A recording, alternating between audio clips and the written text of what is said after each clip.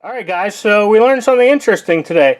I've been selling parts for 15 years. My buddy's been working on cars just the same amount of time, since we've been in high school pretty much.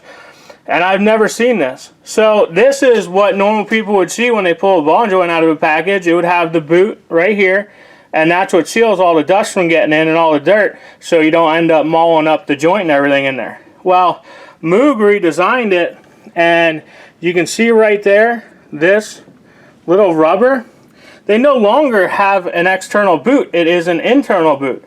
So I was pulling my hair out because I went to 2 auto parts stores. They all had the same style. None of them told me until the last auto parts store that the computer says, oh yeah, they redesigned it. They're no longer giving you the big boot. They're putting the boot inside. It's integral. So I'm like, okay, well that's a cool design. I wish I would have known that. Could have got the car back together the same day maybe, and we wouldn't have had all this running around and hassle. So just so you guys, I've been working on cars for years and years and years. I know you're used to seeing this. Well, Moog redesigned it, so get used to seeing this.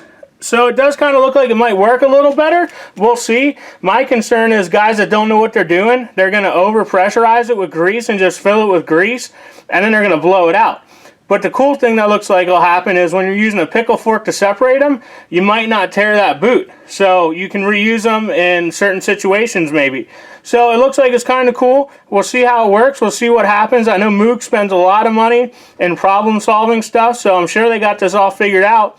But I just figured I'd show you guys something interesting, and maybe you won't run into the same problem like you're working on it late at night on a weekend and you're like, oh my god, I can't get it back together. Well, maybe you can, guys. Just look at that. Now don't read the instructions, because the instructions still show that you're supposed to put a boot on it.